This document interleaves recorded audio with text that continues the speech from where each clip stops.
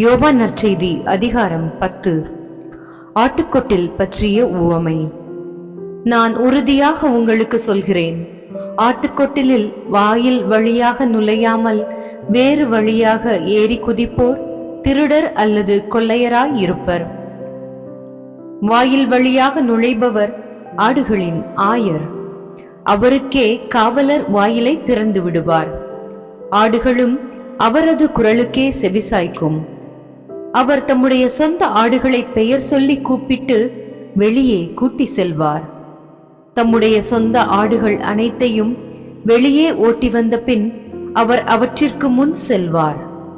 ஆடுகளும் அவரை பின்தொடரும், ஏனெனில் அவரது குரல் அவற்றுக்கு தெரியும். அறியாத ஒருவரை அவை பின்தொடரா. அவரை விட்டு அவை ஓடிப்போகும், ஏனெனில் அவரது குரல் அவற்றுக்கு தெரியாது. இயேசு அவர்களிடம் உவமையாக இவ்வாறு சொன்னார். ஆனால் அவர் சொன்னதை அவர்கள் புரிந்து கொள்ளவில்லை. இயேசுவே நல்ல ஆயர். மீண்டும் இயேசு கூறியது, உறுதியாக உங்களுக்கு சொல்கிறேன், ஆடுகளுக்கு வாயில் நானே. எனக்கு முன்பு வந்தவர் அனைவரும் திருடரும் கொள்ளையருமே. அவர்களுக்கு ஆடுகள் செவிசாய்க்கவில்லை. நானே வாயில். என் வழியாக நுழைவோருக்கு ஆபத்து இல்லை. அவர்கள் உள்ளே போவர், வெளியே வருவர், மேய்ச்சல் நிலத்தை கண்டு கொள்வர். திருடுவதற்கும் கொள்வதற்கும் அழிப்பதற்கும் அன்றி திருடர் வேறெதற்கும் வருவது இல்லை.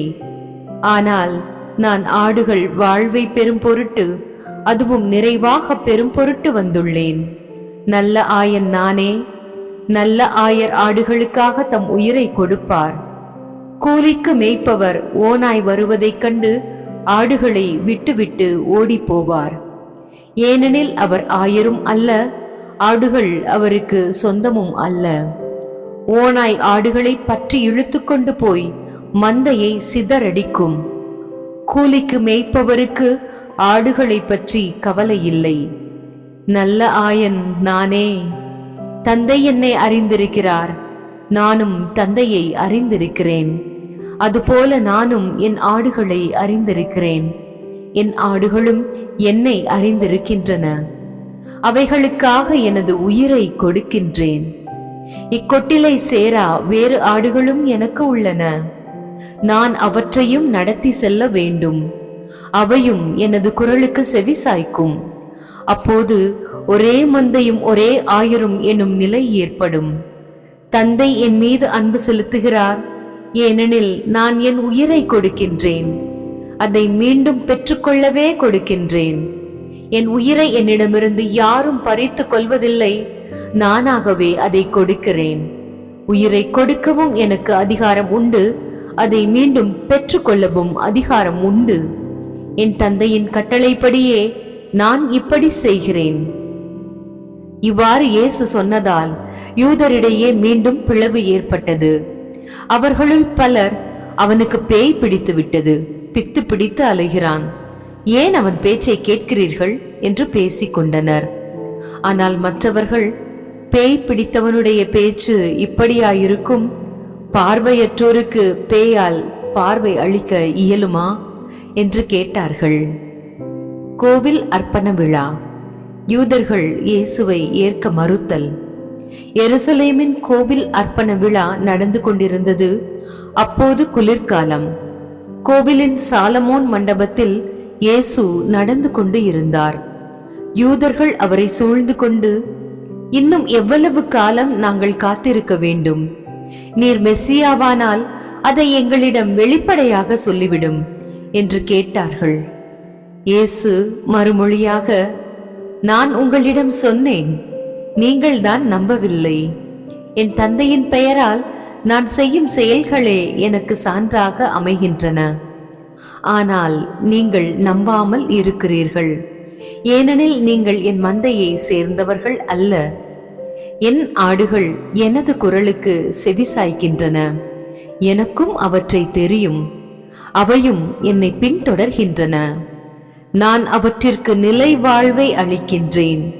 அவை என்றுமே அழியா. அவற்றை எனது கையிலிருந்து யாரும் பறித்து கொள்ள மாட்டார்கள். அவற்றை எனக்கு அளித்த என் தந்தை அனைவரையும் விட பெரியவர். அவற்றை என் தந்தையின் கையிலிருந்து யாரும் பறித்து கொள்ள இயலாது. நானும் தந்தையும் ஒன்றாயிருக்கிறோம் என்றார். அவர் மேல் ஏறிய யூதர்கள் மீண்டும் கற்களை எடுத்தார்கள். இயேசு அவர்களை பார்த்து, தந்தையின் சொற்படி பல நற்செயல்களை உங்கள் முன் செய்து காட்டி இருக்கிறேன்.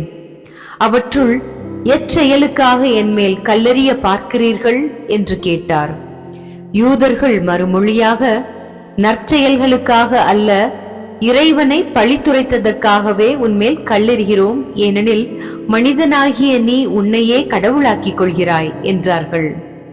இயேசு அவர்களை பார்த்து, நீங்கள் தெய்வங்கள் என நான் கூறினேன் என்று உங்கள் மறைநூலில் எழுதியுள்ளது அல்லவா? கடவுளுடைய வார்த்தையை பெற்றுக்கொண்டவர்களே தெய்வங்கள் என்று சொல்லப்படுகிறார்கள்.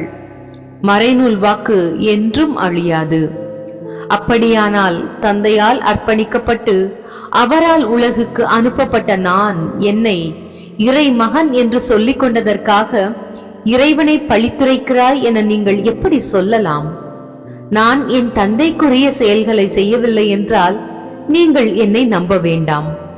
ஆனால் நான் அவற்றை செய்தால் என்னை நம்பாவிடினும் என் செயல்களையாவது நம்புங்கள்.